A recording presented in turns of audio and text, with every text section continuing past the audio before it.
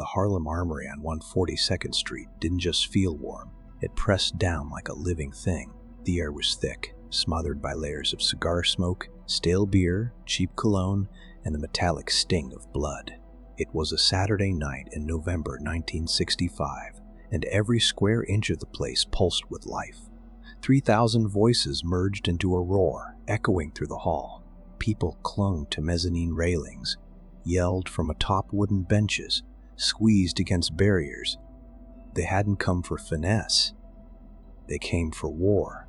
The damp heat rose until condensation dripped down the brick walls like sweat. Even the building seemed to brace itself for the violence in the ring. But not everyone came for the fight. Down in the front row, beneath the harsh lights, sat men whose suits cost more than the fighters made. Tailored Italian three-pieces, diamond pinky rings, heavy-lidded eyes that never flickered at the carnage. These weren't here for sport, they were here for show.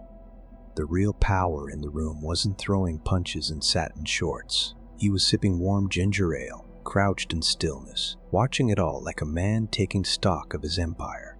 That man was Ellsworth Bumpy Johnson. Honing that front and center seat wasn't just for comfort, it was a throne. And no one in Harlem was fool enough to challenge it. On his left sat June Bug, his right hand always watching, not the ring, but what lay beyond. The crowd, the exits, threats hidden in shadows. To his right, a sweating, overlaughing city councilman clung to Bumpy's quiet remarks like promises. Bumpy wasn't there for leisure. He was the fulcrum of the entire event, and everyone knew it. The promoter, Sally Weiss, a slippery man with a damp brow and nervous hands, had pleaded for Bumpy's public blessing, had asked him to present the winner's trophy. Without Bumpy, the whole thing felt like an unsanctioned scrap in a grimy basement. With him handing over the hardware in front of flashbulbs, it became something else. An occasion, a community moment, a message. Harlem knew what it meant. The king had signed off, so the streets would stay calm, for tonight at least. Meanwhile, in the ring, fists were flying and blood was flying faster. The main event sped toward its savage conclusion. Hometown boy Marcus the Hammer, little repping 116th Street, was faltering. Marcus, who helped collect the offering plate at Sunday service, who stayed out of trouble to buy his mother a home in Queens, had the heart of a lion and a jab to match. But tonight, he looked small. Towering over Marcus was the visiting storm, Billy the Butcher Brangan, a slab of brutal steel from Hell's Kitchen. 6'5", chiseled like a doorframe, Brangan didn't come to box. He came to destroy. His tactics weren't strategy, they were punishment. He wanted humiliation, not just victory. His skin was pale and sickly, his head a smooth skull beneath the lights, and his expression, the focus of someone who didn't care what broke, so long as something did. The booze didn't reach him, the discomfort of fight fans didn't bother him. Brangan had been stoking the flames all week, told the newspapers Harlem was rotting, its people worthless, stirring hatred like it was promotion. Every offensive word sold tickets. The moment Brangan's right cross detonated against Marcus's jaw, the sound silenced the building, bone crashing into bone with thunderous finality. Sweat and blood arced through the air, spraying the crowd like a silent film gone wrong. Marcus folded, keens buckled, hands limp, out before he fell. No need for a count. The ref called it instantly, a knockout. The crowd split in its reaction. Half cried out in disbelief, half welcomed their winnings.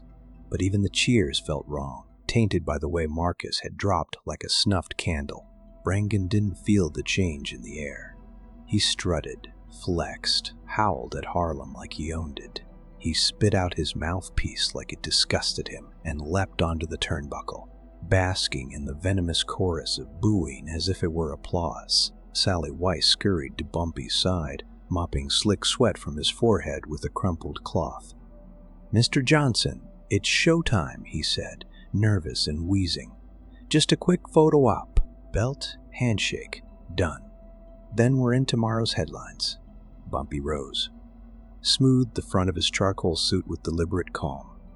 The knot in his tie was immaculate, no words spoken with fury, no sudden motion, just purpose, just gravity. "Let's take care of it," Bumpy said. He moved up the stairs slowly, with the dignity of a man who'd walked into 100 more dangerous places without blinking. Junebug moved too, but stopped at the apron, hand close to something under his jacket, watching, always watching. When Bumpy stepped onto the canvas, the entire arena shifted. Booing stopped, whispering began. One voice turning into dozens, dozens into hundreds. "Bumpy, Bumpy." It was reverent. It was relentless. Where Brangan had just seemed like an unstoppable force, now he was staring at a bigger presence. Not physically, but in aura. In reality. He saw the belt in Bumpy's hands. He noticed not just what the belt meant, but who was holding it. It infuriated him. He had won. He had conquered. And yet, somehow, applause belonged to someone else entirely. Bumpy paused at the center, belt in hand. The announcer pushed a microphone forward. Bumpy's voice spilled into the mic, measured, deep. "Good fight," he began, extending the trophy. "Heavy hands. Well done." It was a simple act, calm, genuine, at least on the surface. Brangan didn't reach for it. He loomed over Bumpy, brimming with sweat, testosterone, fury. He stared at the belt, then straight into Bumpy's face. And then came the words that cracked the silence. "I don't want your garbage," Brangan said. His voice hit like a slap, loud and insolent, aimed at the mic on purpose. Gasps rippled through the hall. Everything stood still, like the entire armory had skipped a beat. Bumpy didn't shift. His hands didn't curl. He stood like stone. "That's the Harlem Championship," he said. "It means something here. Take it." Brangan scoffed. "Respect?" He laughed, loud and brash. "Why would I respect you? You're just a crook in a nice suit, playing God because these sheep think you're someone. You're nothing but dust." Sally stumbled in between them, red-faced and stammering. "That's Bumpy Johnson," he blurted. "Show some goddamn manners." But Brangan wasn't done. "I don't care if he's St. Peter. I'm the one throwing punches. I'm the real king. This has been just a bedtime story." Bumpy lowered the belt with surgical slowness, handed it to the announcer without a word. His expression didn't change, but the room itself seemed tense around him. 40 years of fights, wars, betrayals, all behind those eyes. "Big mouth," he said quietly. "But here, we value etiquette. You're a guest." Brangan stepped in close, crossed that invisible line between respect and ruin, leaned in so his breath hit Bumpy's face. "Then make me leave," he sneered. And then he spat, not by mistake, not in frustration, deliberately, calculated.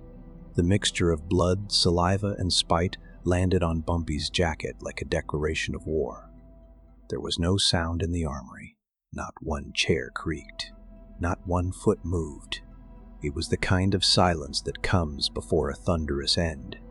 Junebug was airborne, inside the ropes before the spit hit the floor, razor flashing. Other men vaulted barriers, eyes locked. Bumpy raised his hand. No. One word, like a lightning bolt. Junebug stopped dead mid-charge, blade trembling under the lights. "Boss," he hissed, "he spit on you." I said stand down, calm, cold, unwavering. Bumpy looked at his lapel, at the red blot soiling the gray. He didn't shout, didn't tense. He reached inside his pocket with perfect stillness.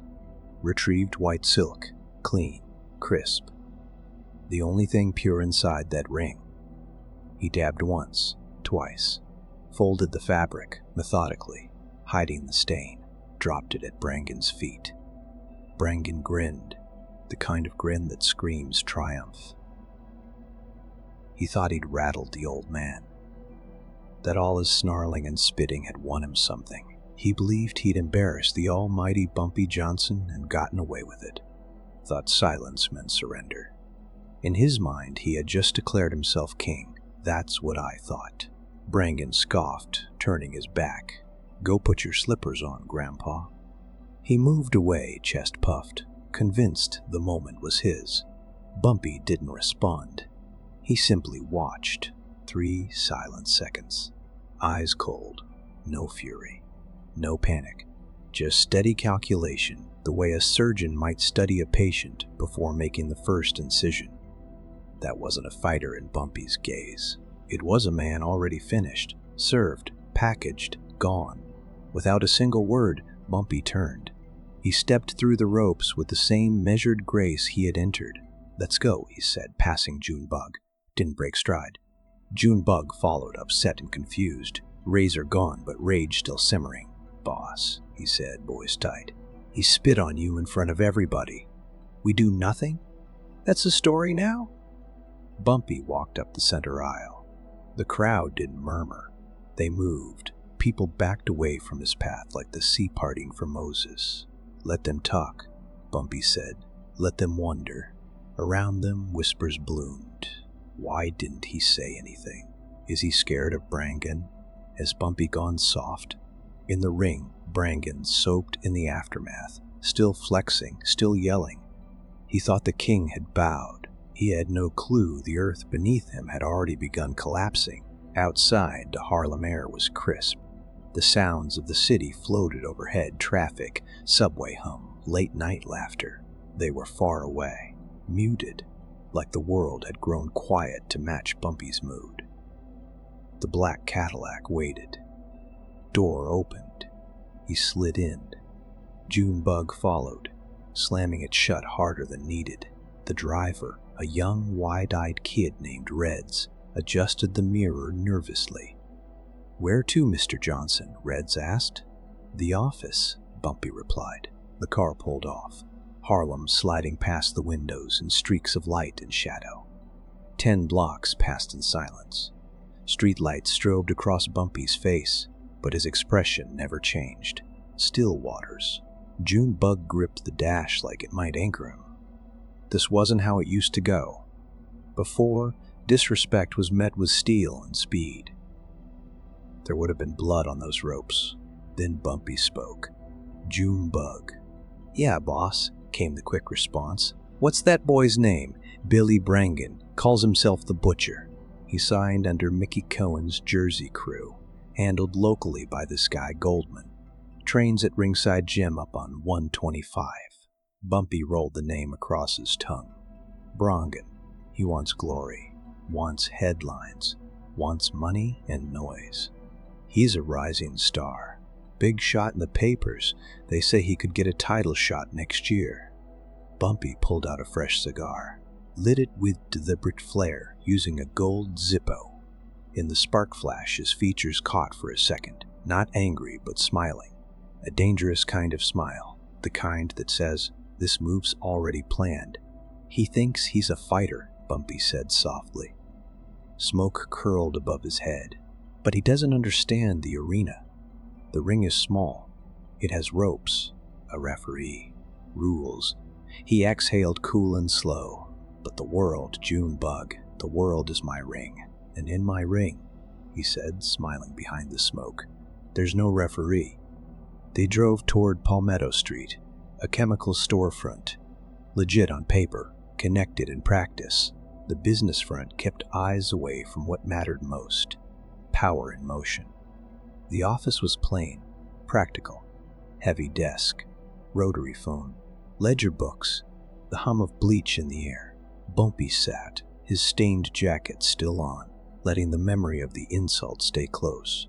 He leaned back and looked at the black telephone like it was an axe. He knew boxing wasn't about gloves or muscle anymore. It was a system. Union trucks, gym doors, temp agencies, licensing men, arenas, and, above all, money lines, gambling lines. The real fight was about who could shut the tap. He picked up the phone and dialed. No notes needed. The number was memorized. Hello, came a sleepy voice. Bumpy paused, then said, Ellsworth. That woke him. Frankie Carbo. One of the gray-faced power brokers people rarely saw but always felt.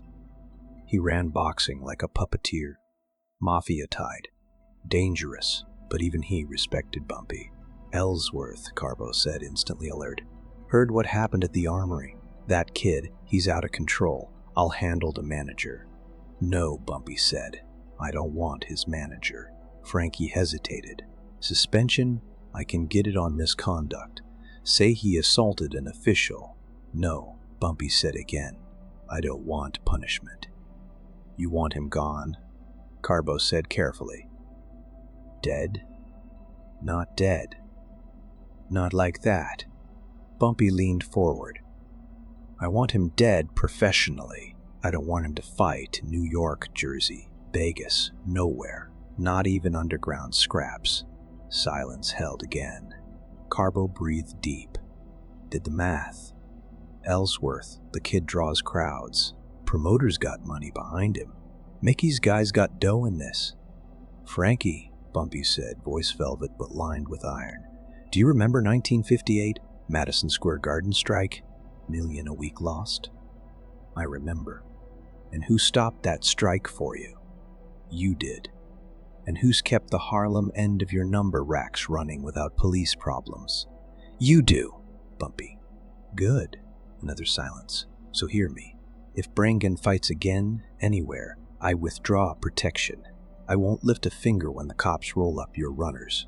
Your beer trucks will burn before they hit corner stores. That strike, it resurfaces. I hear electricians are unhappy lately. Carbo knew it wasn't a threat. It was a blueprint. Okay, he finally said with a sigh. I get it. He's scheduled for a Philly fight next month, Bumpy added. Your boys control the contracts. Pull the plugs. Tell the teamsters, the refs, the vendors. Nobody works if Brangan laces up. All right, Carbo said, already beaten. He's off the books. Brangan's card is ashes. Bumpy hung up.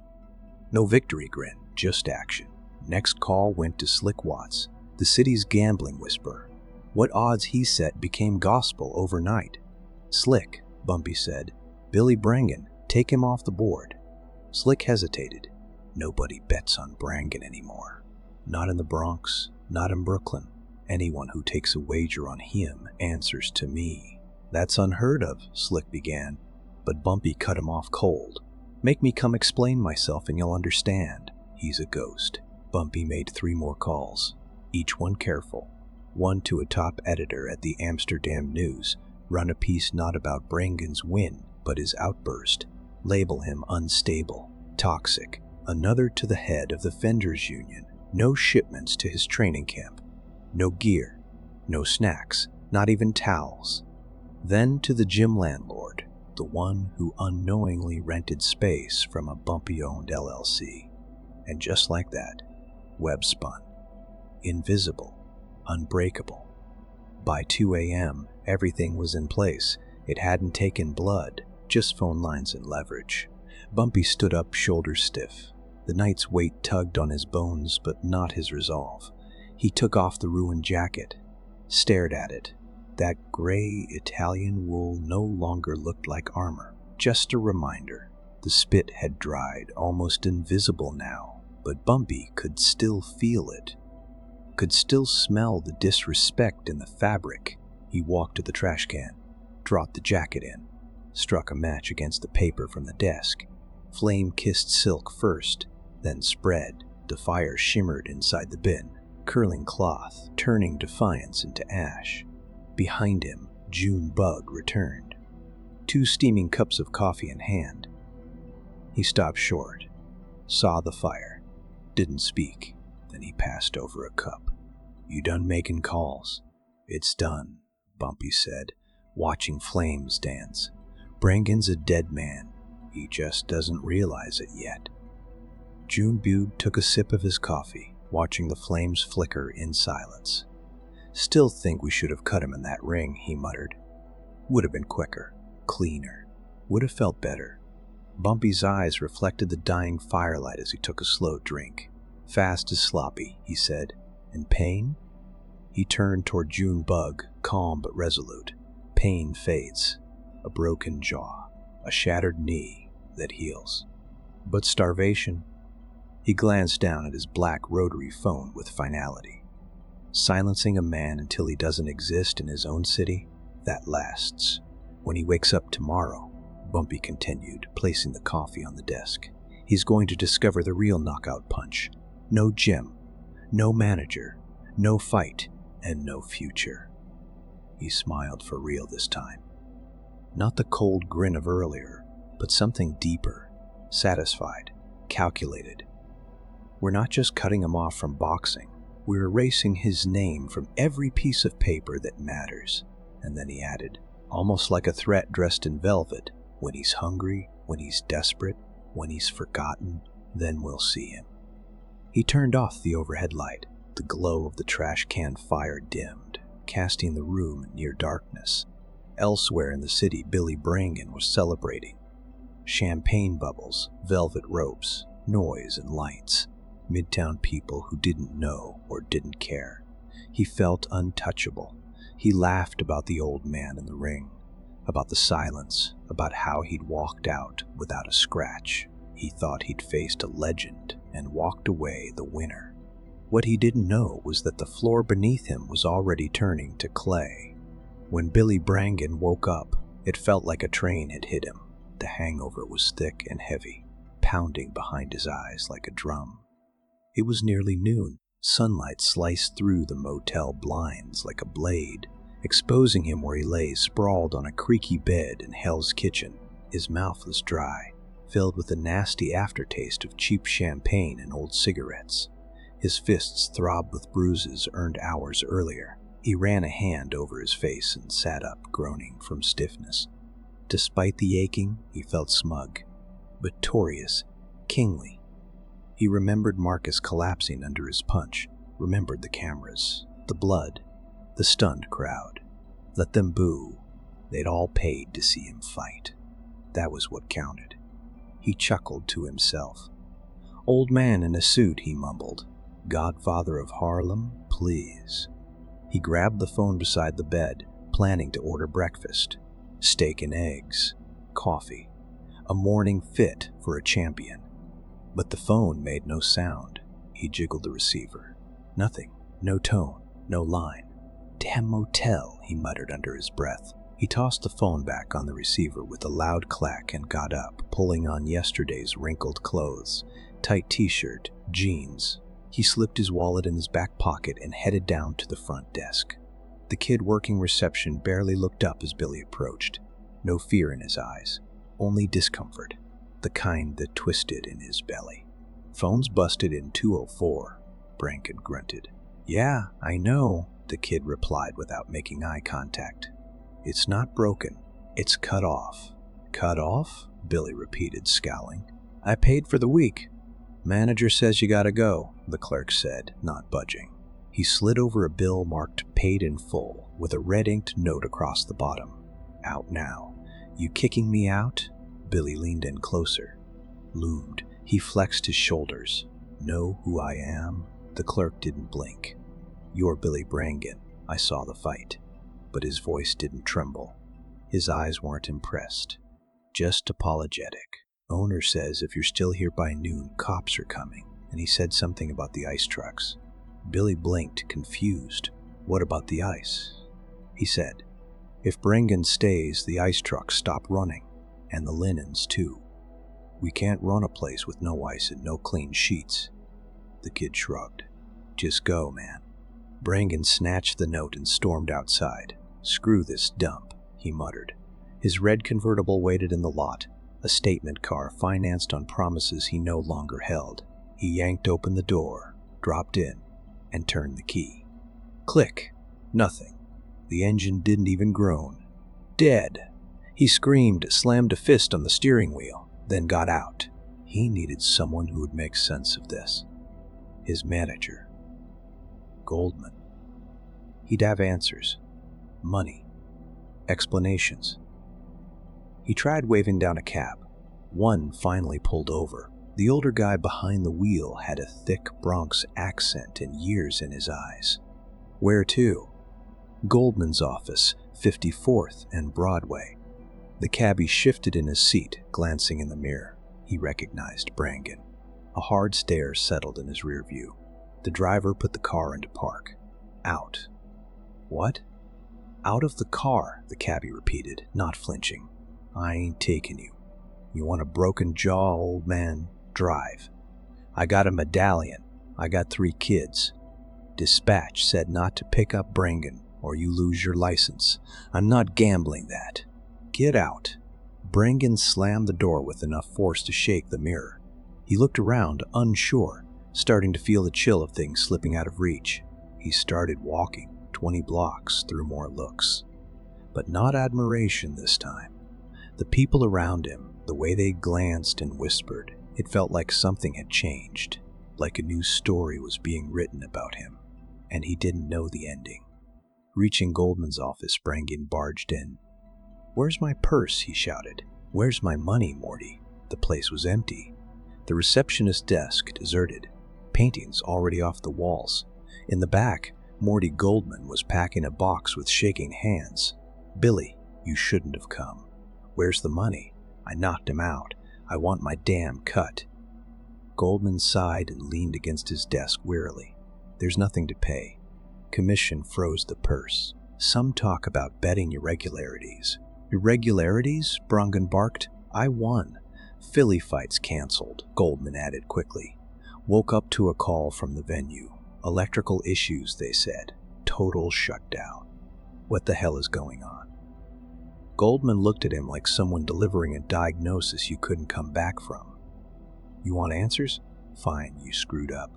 Big time. You spat in God's face last night." "What God?" "Bumpy Johnson. You don't spit on Bumpy Johnson and walk away." Goldman walked over to the office door. "I got 12 other fighters, Billy. You know how many I get to book if I keep representing you? 0.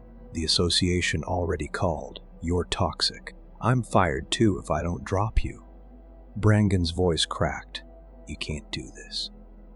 Goldman turned, his face exhausted but hardened. "It's done. You're done. Nobody will touch your name. The phone isn't ringing, and it won't." He walked out with his box, not looking back. "If you're still here when security shows, you'll be arrested." Brangan stood in that office alone, resentment bubbling into helplessness. He left with no plan, just instinct. He walked toward the gym on 125, the place that centered him. That always brought him clarity, but as he got there, he saw it. Metal grate pulled down, padlock gleaming, a sign taped to the front, closed for renovations. He grabbed the grate with both hands and shook it violently. "Open up." "It's me." No answer, only silence beyond the bars. He kicked the door. No one came. No one cared. He stood outside the shuttered gym, breathing heavy, heart pounding, not from exertion, but from disbelief. This couldn't be happening. He looked around. Nobody was helping. No one looked twice. No sympathy. Just distant eyes catching his fall from grace with passing interest. He walked to the nearest payphone. Barely a few coins in his pocket. He crammed them in and dialed the number for Mickey Cohen's crew out in Jersey. The ones who once told him he'd be the next big thing. Someone answered, rough and low. "Yeah? This is Billy Brangan," he said, his voice tight. "Put me through to Tony. Tell him it's urgent." "Hold on." A pause. Silence. Then a click. Dial tone. They'd hung up. Brangan stared at the receiver, stunned. He tried again. Same number. Same voice. "Don't hang up. Look, I need to talk to Tony. I need help." A sigh came through the line. "Kid, Tony says he doesn't know you. Told me if you call again, he'll send some boys over to shut you up for good." "What? I'm one of your fighters." "Not anymore," the voice said, rushed and final. "You stepped in it bad, kid. You disrespected the wrong man. Don't call here again." Click. The phone swung from its cord, clanking against the booth's rusted side. Brangan stood motionless, surrounded by a city that suddenly felt hostile. He looked down the avenue. People passed him without interest. Once upon a time, they'd flinch or look away or ask for autographs. Now, pity. Worse indifference. A whisper passed between two old men sitting outside a barber shop. Brangan knew what they were saying. That's the guy who spit on Bumpy. A woman pulling her daughter away glanced back at him like he was contagious. He's a dead man, he heard someone else mutter. Panic began to churn in his gut. Every slowing car looked like a carried gunman. Every hand sliding into a coat pocket made him twitch. He was hungry. No money, no phone, no car, and that thick fog of fear pressing in. He turned and stumbled into a diner 3 blocks up, a place he'd eaten before. He slid onto a counter stool, hands shaking. Coffee, he croaked, and a burger. The waitress, a woman built like an angry auntie, looked at him, then at the cook. The cook shook his head, slow and deliberate. "Grill's down," she said flatly. "Coffee machine, too. Try somewhere else." Brangan looked around. "People are eating burgers right there," he snapped, pointing. She didn't blink. "We're out of everything," she said. "And even if we weren't, your money ain't good here. Now leave before I call my husband." Brangan left without saying another word. The humiliation was like a second skin now.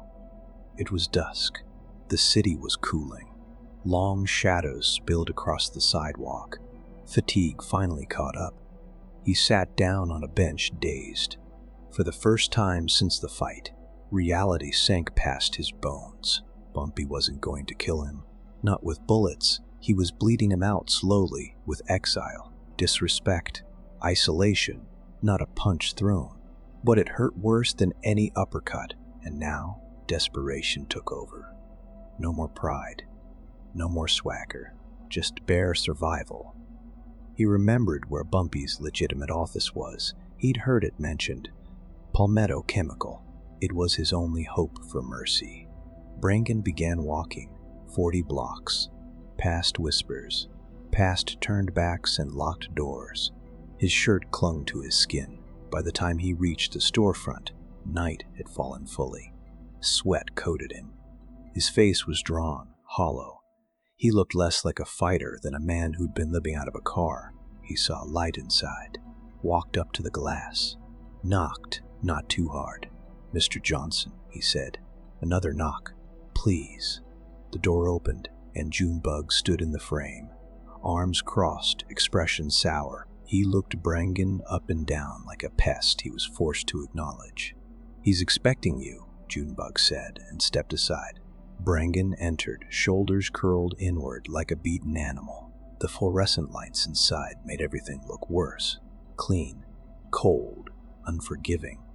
Bumpy sat at the desk. Fresh suit, crisp shirt, newspaper folded in his hands. Calm as ever. He didn't look like a gangster. He looked like a man wrapping up business. Brangan approached the desk, hands twitching. "Mr. Johnson," he stammered, "I came to apologize." Bumpy didn't lower the paper right away. "Apologize?" he asked, tone level. "For what exactly?" Brangan swallowed. "What I said, what I did last night, in the ring." "What you did," Bumpy repeated. "You didn't accidentally trip, Billy. You gathered spit. You looked into my face. And then you made a choice. Doesn't sound like a mistake. I was caught up. Angry. Foolish. I'm sorry." Brangan broke, his voice cracking. "Please, just call off whatever this is. I can't get booked. I can't even enter my gym. The motels are kicking me out." Bumpy leaned back, measuring him. "You're struggling," he said, like stating the weather. "I'm ruined," Brangan whispered. "They said I'm blacklisted, that I'll never fight again." Bumpy stood, moved slowly from behind the desk. He stood across from the broken boxer, looking up at him, but only in height. "So what? You think this is about your purse? You think this is about money?" He stepped closer. "You spit on a man who survived cells you can't imagine. You insulted Harlem. That belt, that was history, and you covered it in contempt. Brangan shrank before him, barely holding it together. "I'll fight for free. Just take it back. Give me a shot. Please." Bumpy paused. In another life, another mood, he could have crushed him. "Death is easy," Bumpy said finally. "You should know that. But me, I decided to keep you breathing, because what you're about to learn is the weight of power." He stepped to the office door and opened it. "I will make one call," he said. Brangan's eyes lit up. He stood straighter. "Thank you. Thank you so much. I will buy you a bus ticket," Bumpy finished. "To Ohio. That's where your mama's people are, right?" Brangan's face twisted. "Ohio? Billy Brangan the fighter died last night," Bumpy said. "You're leaving New York tonight. If I so much as hear your name on a card in the state, or any state nearby, you'll vanish the real way." He nodded toward June Bug. "He'll drive you to the station. Make sure you leave." June Bug smiled darkly beside the door. He tapped his coat, that patented bulge-hiding steel. "You understand?" Bumpy asked. Brangan did. "Finally, Cleary." "Yes," he whispered. "Good." Bumpy turned back toward his desk. Brangan walked toward the exit slowly, shoulders slumped. The butcher, defeated without a blow. Mai, who had been in the back room all along, stepped into the light. She looked at Brangan through the window as June Bug let him out. "You let him live," she said softly. "You showed mercy." Bumpy didn't look up from the paper. "Did I?" he said. "He was a star yesterday. Tomorrow he'll be bottling chemicals for minimum wage in Ohio. No name, no legacy, just shame." He finally folded the newspaper and stared at the black window. Some things are worse than death. Bumpy reached for the desk lamp and clicked it off. Shadows draped the room. Outside, the street was quiet. The hour late. The neighborhood hushed in that rare stillness between midnight and morning. Billy Brangan? He'd vanished like smoke, leaving only a ghost story behind. And that's exactly what he became. No one booked him. No one trained him. No phone call came. His record went untouched, his highlight reel forgotten, in Harlem's old boxing gyms. His name stopped being a legacy and turned into a warning. The veterans whispered it to young hotheads who confused strength with respect. "Don't be another Billy," they'd say. "He won the fight but lost the war." A cautionary tale carved in silence. He'd faced a legend with fists and found out the hard way. Bumpy didn't need to throw one punch to bring a man down. At the end of it all, Billy Brangan didn't lose because he got knocked out. He lost because he misunderstood what power really is. Power isn't just about fists. It's not about muscle. It's about influence, respect, and playing the long game when others go for the quick win.